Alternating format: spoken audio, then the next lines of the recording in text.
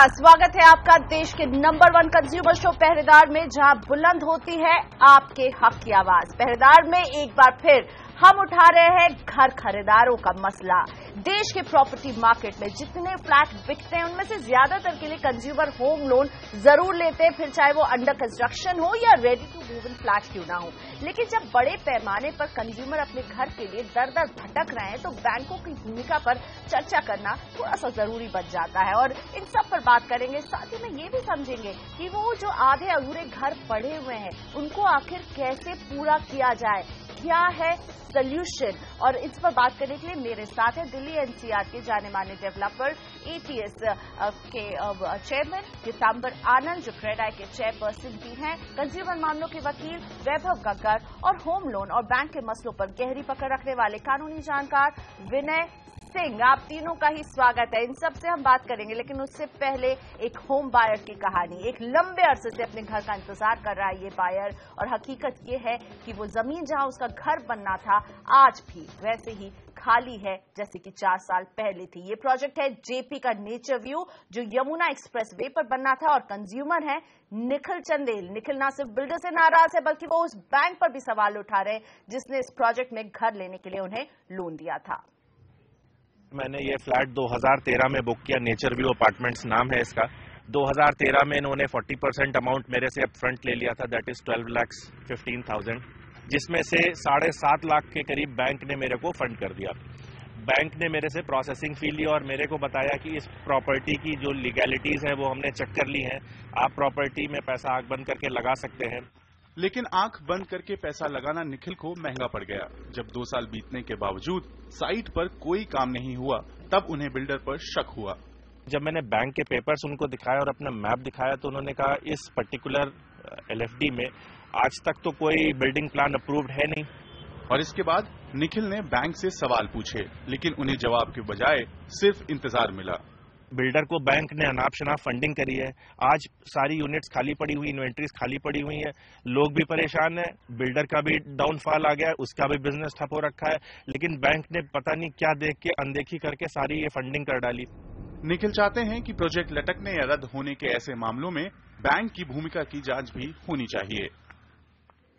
निखिल के सवालों का जवाब ढूंढने की कोशिश करेंगे, लेकिन आपको बता दें यमुना एक्सप्रेसवे औद्योगिक विकास प्राधिकरण के सामने भी हमने घर खरीदारों की परेशानी रखी। प्राधिकरण के सीईओ अरुणवीर सिंह ने भरोसा दिलाया है कि वो घर खरीदारों की मुश्किलें जल्द से जल्द दूर करने की पूरी कोशिश करेंगे। हमको सुनिश्चित करना है कि बायर्स का किसी भी दशा में नुकसान नहीं होना चाहिए, और कोई भी कैंसिलेशन अगर मान लीजिए कि अपरिहार्य हो जाए होगा भी, तो ये मैं जरूर आपको एश्योर करना चाहूंगा कि जिन्होंने खरीद रखी है, जो इंडिविजुअल बायर्स हैं, उनको यमुना कभी भी नुकसान नहीं होने देगा। अगर लैंड पार्सल कोई कैंसिल होता है और उसमें मान लीजिए कि 1000 लोग ने अलाटमेंट किया है, तो जो पैसा जेपी ने जमा किया है उसको हम उन अलाटीज का पैसा मानते हुए उस पोर्शन ऑफ लैंड को एज इट इज रख करके उसको विकसित करा देंगे। ये हमने सोचा है और इसको हम बोर्ड से भी करा देंगे, इसलिए कि किसी तरह से किसी भी जो इंडिविजुअल अलाटी उसका नुकसान नहीं होना चाहिए। अथॉरिटी कह तो रही कि नुकसान नहीं होना चाहिए, लेकिन नुकसान काफी हो चुका है। निखिल चंदेल जैसे हजारों होम बायर्स अपने घर का इंतजार कर रहे हैं, और घर के नाम पर खाली जमीन या आधे अधूरे प्रोजेक्ट आपको दिल्ली एनसीआर में कई मिल जाएंगे। तो निखिल चंदेल का सबसे बड़ा सवाल कि बैंक ने उन्हें लोन दिया तो क्या बैंक को दोषी नहीं माना जाए। वैभव, आपसे लीगल पॉइंट ऑफ व्यू समझना चाहूंगी, क्या इसमें बैंक की भूमिका क्या रही और क्या बैंकों ने अपनी ड्यू डिलिजेंस नहीं की? यही सवाल निखिल चंदेल पूछ रहे हैं। प्रियंका, बैंक का इसमें मेरे हिसाब से बहुत सिग्निफिकेंट रोल है, बिकॉज कोई भी कंज्यूमर जब प्रॉपर्टी खरीदने जाता है तो ये एक तो एक्सपेक्टेड होता है, लेजिटिमेटली एक्सपेक्टेड होता है कि बैंक अगर उस पर लोन दे रहा है तो उन्होंने ड्यू डिलिजेंस की होगी, और इनफैक्ट आप अपनी प्रॉपर्टी उनके साथ वापस मॉर्गेज भी करते हो, तो ऐसा तो हो नहीं सकता कि वो जो है मॉर्गेज करते हुए भी प्रॉपर्टी टाइटल डीड वगैरह नहीं देखते हैं। It is a known fact कि बैंक के पास पूरी लीगल सेल होती है, वो टाइटल ड्यू डिलिजेंस करते हैं या करना चाहिए उनको before giving any sort of a loan. And बहुत इंपॉर्टेंट एक चीज है प्रियंका, एक तो हमारे कंज्यूमर के हिसाब से हम देखें तो ये बैंक कैसे ऐसे लोन दे सकते हैं जो अनसैंक्शन प्रॉपर्टी हो। दूसरी तरफ से बैंक भी तो एक ट्रस्टी है सब पब्लिक पैसे का, तो वो क्या लोन दे सकते हैं without doing a due diligence? वो इस ऐसे इशू पे हाथ नहीं खड़ा कर सकते मेरे हिसाब से। तो प्रोजेक्ट का लेआउट अप्रूव्ड नहीं था और लोन मिल जाता है। विनय सिंह, जो आप बैंकों की तरफ से भी आप काफी काम करते आए, तो मुझे ये समझाइए, क्या बैंकों की यहाँ जिम्मेदारी नहीं बनती थी? नहीं, बैंकों की जरूर जिम्मेदारी बनती है कि उन्हें चेक करना चाहिए कि प्रोजेक्ट का स्टेटस क्या है और बिना अप्रूवल के आगे लोन नहीं देना चाहिए।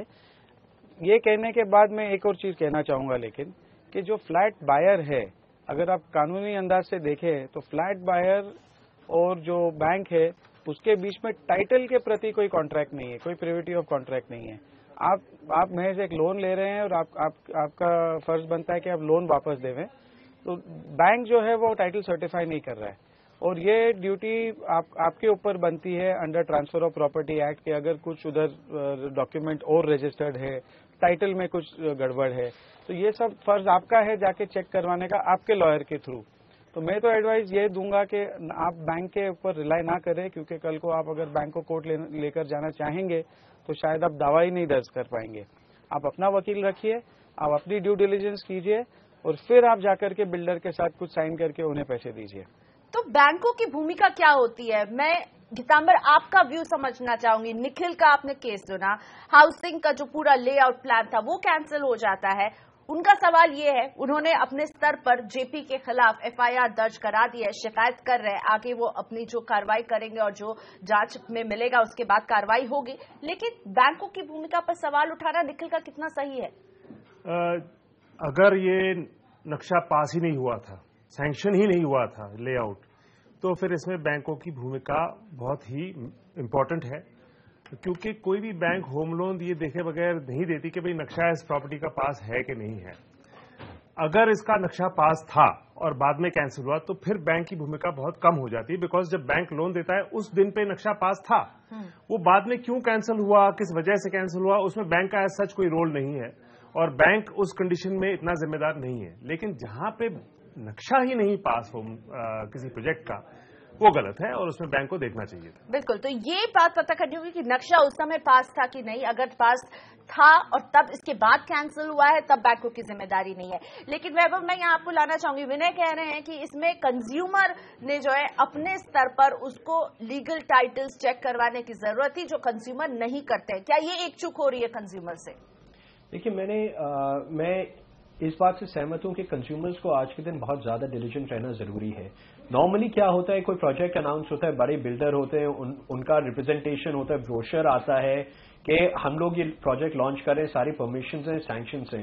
नॉर्मली आप उसको फेस वैल्यू पे लेंगे। आप अगर कोई कंज्यूमर हैं, आपके बस की बात नहीं है ऑनेस्टली कि आप सारे टाइटल डॉक्यूमेंट्स चेक करेंगे, पूरे प्रोजेक्ट के देखेंगे। एक होता है कि आपके पास इनका लैंड की राइट है या नहीं, उसके बाद 8-10 तरीके के लाइसेंसेस की जरूरत होती है।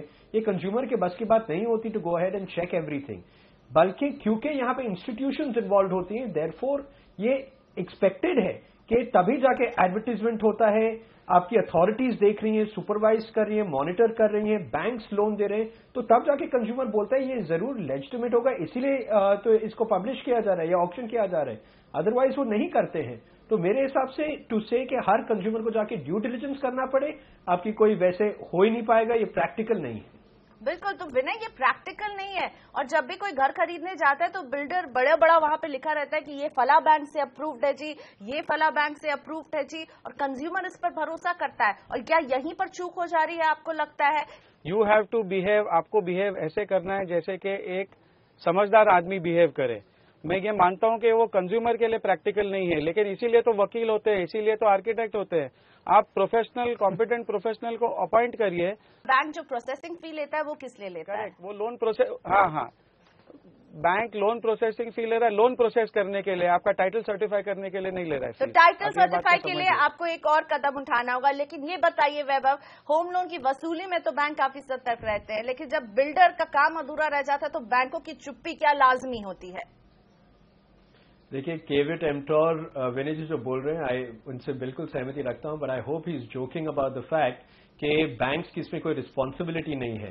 बैंक क्या लोन दे सकते हैं विदाउट डूइंग ड्यू डिलिजेंस? आपसे एग्रीमेंट करते हैं और आपको ये लोन देते हैं, आपसे ईएमआई लेते हैं और मॉर्गेज करते हैं प्रॉपर्टी, पब्लिक फंड्स को यूज करते हुए आपको लोन देते हैं, और आप बोल रहे हैं कि बैंक्स की कोई रिस्पॉन्सिबिलिटी नहीं है इसमें। I find that quite shocking frankly. बैंकों की जिम्मेदारी जरूर बढ़ जाती है, क्योंकि वो आपको जब लोन देते हैं तो हम यही सोच के उनसे ये लोन लेते हैं कि उन्होंने जरूर इस प्रोजेक्ट का ड्यू डिलिजेंस किया होगा। वैसे मैं आपको बता दूं, यमुना एक्सप्रेसवे के सीईओ अरुणवीर सिंह का कहना है कि अब आगे से प्रोजेक्ट्स को फेज वाइज मंजूरी दी जाएगी और इसमें साथ ही साथ जो है बैंक और कंज्यूमर को भी शामिल किया जाएगा। सुनते हैं क्या है आगे की प्लानिंग इनकी। कोई भी अगर अलॉटमेंट होगा फ्यूचर में तो उसका जो भी आप बिल्डिंग प्लान सैंक्शन करेंगे उसको फेजिंग मिलेंगे, फेज वाइज सैंक्शन करेंगे। फेज वाइज सैंक्शन करने में फायदा होगा कि हमें देखेंगे कि 3 महीने में जो आपका फेज आपने लिया था उसको पूरा किया कि नहीं। अगर आपने पूरा कर लिया तभी हम फेज 2 के बारे में आगे बढ़ेंगे, जिससे कि आप उसको फ्यूचर में बिल्डर बेच ना पाए। जितना उसने कमिट किया पहले उसको उसका कंप्लीशन करता जाए, और ये लगातार हम मॉनिटरिंग करेंगे क्वार्टरली बेसिस पर, और जब एक फेज पूरा करेगा तभी उसको आगे के फेज में जाएंगे और तभी कंप्लीशन देंगे। तो इस तरह से जो कंप्लीशन और लेआउट और बिल्डिंग प्लान बहुत आसानी से पूरे प्रोजेक्ट के पास हो जाते थे, पूरे प्रोजेक्ट बिक जाते थे, उसको रोकने के लिए एक बहुत ही स्ट्रिक्ट मॉनिटरिंग सिस्टम बनाएंगे और उसमें बैंक को भी शामिल करेंगे और जो बायर्स होंगे उनको भी शामिल करेंगे, जिससे वो भी हमको अपडेट करते रहें कि वो जो इस तरह से वो इंस्टॉलमेंट दे रहे हैं उस किस्तों के अनुसार निर्माण कार्य हो रहा है कि नहीं हो रहा।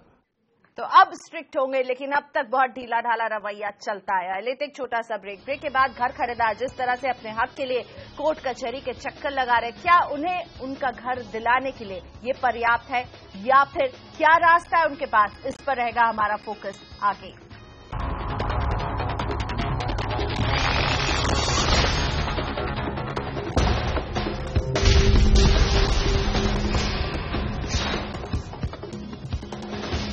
Welcome back. आप देख रहे पहरेदार, हम बुलंद कर रहे हैं आपके हक की आवाज। हमारा फोकस है होम बायर्स पर। 2011 में यूनिटेक ने गुरुग्राम में बन रही व्हाइट फ्लावर कंट्री टाउनशिप में एंथिया प्रोजेक्ट लॉन्च किया। इस प्रोजेक्ट में 1.5 करोड़ रुपए के अल्ट्रा लग्जरी घर बनने थे। यूनिटेक ने ग्राहकों से 204 करोड़ रुपए भी जुटा लिए, लेकिन 2015 तक जब इस प्रोजेक्ट में एक ईंट भी नहीं पड़ी तो ग्राहकों ने यूनिटेक को कटघरे में खड़ा करने का मन बनाया। ग्राहक एकजुट हुए और फिर यूनिटेक के प्रमोटर्स को जेल तक भिजवा दिया। लेकिन अपने घर का हक हासिल करने के लिए यूनिटेक एंथिया के ग्राहकों की लड़ाई अब भी जारी है। मैं हूं यूनिटेक के एंथिया प्रोजेक्ट के घर खरीदारों के साथ, और ये वही घर खरीदार हैं जिन्होंने यूनिटेक के एमडी को जेल की हवा तक खिला दी है। अभी आपकी लड़ाई विवेक कहां तक आप पहुंची है? यूनिटेक के एमडीज को जेल तक तो आप लोगों ने पहुंचा दिया। हमने ये लड़ाई शुरू की थी 2014 में एक सिंपल इन्वेस्टिगेशन से, जब हमने पता किया कि एक्चुअली प्रोजेक्ट अप्रूव नहीं है और हमें लूटा गया है। तो उसके लिए हम सिंपल एक क्रिमिनल केस करने गए थे ईओडब्ल्यू में, लेकिन जब ईओडब्ल्यू में पता लगा कि इन्होंने पैसा ही सारा साइफन ऑफ कर लिया है तो हम वहीं पे नहीं रुके, हम फिर आगे ईओ एनफोर्समेंट डायरेक्टरेट गए। वहां पे हमने कंप्लेंट की। उसके बाद पता लगा कि इसमें गवर्नमेंट ऑफिशियल्स और बैंक ऑफिशियल्स भी इन्वॉल्व हैं, तो फिर हम अगेन वहां पे नहीं रुके, हम उससे आगे बढ़ के एसएफआईओ तक गए और हमने इस लड़ाई को हर फ्रंट पे खोला और बहुत अग्रेसिवली हम लड़ रहे हैं। ऑलरेडी हमने अपनी लड़ाई को 2 बार एस्केलेट करके हाईकोर्ट तक लेके गए। नेक्स्ट 5 मई को सुप्रीम कोर्ट में हमारी हियरिंग है, जहां पर सुप्रीम कोर्ट ने भी चंद्रास को बुलाया हुआ है। यहाँ रुचिका आनंद है। कब ऐसा लगा कि बिल्डर्स सुन नहीं रहे और अब इस तरह के कदम उठाने होंगे? 2014 में हमको लगा कि अभी तक तो वहाँ पर कुछ हो भी नहीं रहा, ना वहाँ पर उन्होंने उसकी डेवलपिंग की, ना कुछ किया। तब हमको लगा कि हम सब इकट्ठे मिलकर कुछ न कुछ अपना कोर्ट में केस डाल किया जाए। सिंह साहब, कैसे इकट्ठा किया लोगों को? मैंने कहा कि हम 12 या 15 आदमी इस लड़ाई को शुरू करेंगे, और उस लड़ाई को शुरू करते ही जिस वक्त हमने शुरू किया तो लोगों को महसूस हुआ कि नहीं, हम लोग इस लड़ाई को ज्वाइन करके शायद ज्यादा मजबूती से इसको लड़ सकते हैं। मिस्टर खेरा मेरे साथ हैं। मिस्टर खेरा, क्या बायर हेल्पलेस है? ऐसे straight forward open and shut cases को 1 महीने के अंदर क्लोज करा जा सकता है, बिकॉज चेक से पेमेंट गया। यूनिटेक ने एक्नॉलेज करा कि ये पेमेंट उनके पास है, फिर इसमें देरी क्यों? आपने इस लड़ाई को शुरू किया, यहाँ क्या कोर्ट में आना और इस तरह से पूरी प्रोसीडिंग्स को ले जाना ही एकमात्र रास्ता बचा था आप लोगों के पास? देखिए, 2 ही रास्ते हैं। या तो हम सड़कों पे नारे लगाते रहें और वेट करते रहें कि पॉलिटिकल सिस्टम जागेगा और हमको न्याय देगा, या हम सिर्फ उस पर डिपेंड ना करें, नारे भी लगाएं। ऑफ कोर्स हम गए, पीएमओ तक गए, अपनी गिरफ्तारी भी वहां पर दी, लेकिन साथ ही साथ ये जरूरी है कि जब हमारे पास एक न्याय व्यवस्था है तो हम उस न्याय व्यवस्था का सहारा लें, वहां पर अपनी अपील दायर करें, वहां पर भी सुनवाई होती है। और इस लड़ाई को सभी फ्रंट्स के ऊपर लड़ना हमें काफी फायदेमंद अभी तक रहा है। और इस तरह के छोटे छोटे रिवोल्ट्स हम कई शहरों में अब देख रहे हैं जहां बायर्स एकजुट होकर अपनी बात पहुंचा रहे हैं। लेकिन एक सवाल बाकी रहता है कि आखिर घर कैसे मिलेगा, क्योंकि ये कानूनी लड़ाई लंबी भी खिंचती है। तो गीतांबर, आपसे मैं पूछना चाहूंगी, ये इंतजार कैसे खत्म हो सकता है जब प्रोजेक्ट आधे अधूरे पड़े हुए हैं और बिल्डर जिसने पहले तो पैसे का इस्तेमाल गलत किया और अब उसके पास पैसे नहीं कंप्लीट करने के लिए, अब क्या करें लोग? इसी तरह कोर्ट में चक्कर लगाएं और नारेबाजी करें? घर तो नहीं मिलेगा इससे? बिल्कुल ठीक कहा आपने, ऐसे घर नहीं मिलेगा। दो टाइप के केसेस हैं। एक वो केस है जहां पे so called developer project launch करा, जमीन दिखाई और पैसे इकट्ठे किए, कुछ नहीं किया, 2 साल 3 साल 4 साल पैसे लेके बैठ गए या भाग गए या बिल्कुल फरार हो गए। वो उनमें कोई डिफेंस है ही नहीं, उनका कोई दे आर इनडिफेंसिबल। उन केसेस में government should take that land back. उस डेवलपर को पैसे वापस देने पड़ेंगे। He will have to be brought to book कि ये पैसे आपने जो इकट्ठे किए हैं कंज्यूमर से, आप वापस कीजिए, और एक नई एजेंसी को लाके उस प्रोजेक्ट को कंप्लीट कराना पड़ेगा। अगर आप दूसरा केस देखें जहां पे कुछ प्रोजेक्ट्स आधे अधूरे खड़े हैं, वो किस वजह से पूरे नहीं हुए, 2-3 केसेस हैं। जैसे मैं आपको बताऊं, शुरू में जब यहां नोएडा एक्सटेंशन चला था या नोएडा में भी चला था, तो एकदम उस होड़ में, उस आग में रेट्स इतने कम आ गए, 2-2 हजार रुपए स्क्वायर फुट में जब कोई डेवलपर अपना तैयार फ्लैट बेचता है, आज कंस्ट्रक्शन कॉस्ट ही तब भी 2,000 रुपए स्क्वायर फुट थी, वो किसी हालत में लैंड कॉस्ट उसको और लगानी है, उसको इंटरेस्ट कॉस्ट और लगानी है, तो किसी हालत में वो प्रोजेक्ट 2,000 रुपए स्क्वायर फुट में जो सेल हुआ है वो पूरा होने में दिक्कत आनी ही आनी थी। दूसरा, जहां डिले हो जाए बिकॉज कोई गवर्नमेंट की पॉलिसी चेंज हो जाए या कोई कोर्ट का ऑर्डर आ जाए, वहां आपके जो बैंक लोन्स हैं उनका इंटरेस्ट का जो मीटर है वो चलता रहता है, या आपकी लैंड की जो पेमेंट है उसका मीटर चलता रहता है, तो वो एक इतना बड़ा खर्चा बन जाता है उस डिले से, वो फैक्टर्ड इन नहीं है जो आपने अपनी कॉस्टिंग की होती है। तो उस वजह से भी लास्ट में पैसे की कमी या बिल्कुल पैसा खत्म हो जाता है। इसलिए आप देखते हैं कि ये आधे अधूरे स्ट्रक्चर्स खड़े हैं। ये बात सही है कि इसमें ग्राहक सफर कर रहा है, लेकिन उस डेवलपर को जहां वो भागा नहीं, वो वहां है, उसका मान लीजिए उसकी मिसमैनेजमेंट थी कि उसने अपना माल सस्ता बेच दिया, तो उसको आज जेल भेज के आपका प्रोजेक्ट कंप्लीट नहीं होगा। ये आप स्टेक होल्डर्स जितने भी हैं, बायर, डेवलपर, बैंक और गवर्नमेंट अथॉरिटी, इनको सब चारों स्टेक होल्डर्स को साथ लाना होगा, बात करनी होगी, बिठाना होगा कि इसको कैसे करें। इसके 2-3 सोल्यूशन हमारे पास हैं। बिल्कुल, यानी एक टेबल में पहले बैठना होगा, समस्या को देखना होगा, समझना होगा और कदम उठाना होगा। वैभव, आपके पास इस तरह के परेशान ग्राहक पहुंचते हैं और आप इनकी आवाज बुलंद भी कर रहे हैं, कहीं नेशनल कंज्यूमर फोरम में, कुछ कोर्ट्स में, तो ये बताइए, आपको भी लगता है कि कोर्ट के बजाय इस तरह से बैठे जाने की जरूरत है, लेकिन शायद इस बैठने के लिए भी कुछ बिल्डर्स तैयार नहीं होते? तो शुरुआत में तो बिल्कुल तैयार नहीं होते हैं। Until couple of years back तो वो समझते थे ज्यादातर बिल्डर लॉबी के उनके साथ कुछ हो नहीं सकता है। अब जुडिशरी जो है हैज स्टेप्ड इन, आपका एनसीडीआरसी हैज स्टेप्ड इन, तो कम से कम वो इल्यूजन तो नहीं बचा। पर अभी भी जब तक आप लोग केसेस नहीं करेंगे, जब तक वो प्रेशर नहीं बढ़ेगा, जब तक वो लाइमलाइट में नहीं आएगा, बिल्डर्स आपके साथ आराम से नहीं बैठेंगे।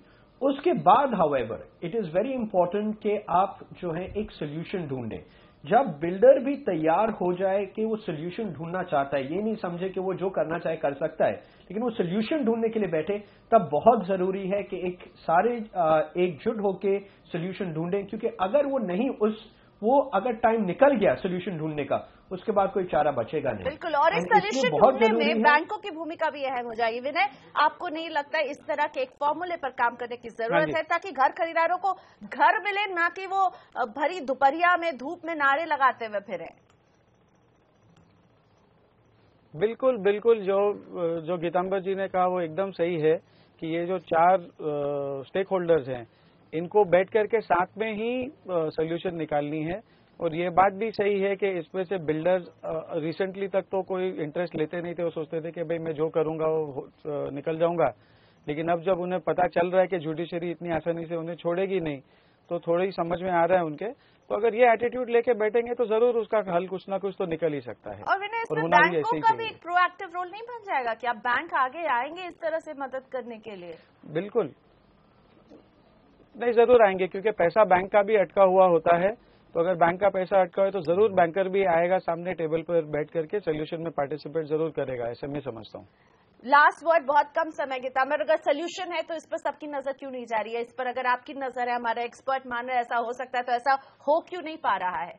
क्योंकि ये अभी वो जो जोश है कि पहले जिसने गलती की है उसको सजा मिले, इस वक्त सबसे प्राइम इंपॉर्टेंस वो है कि इसको सजा दो, सोल्यूशन फिर बाद में देखते हैं। लेकिन मैं कहता हूं ठीक है, सजा देना भी जरूरी है, लेकिन आप सोल्यूशन पहले उसको प्राइम इंपॉर्टेंस दीजिए सोल्यूशन लेने को।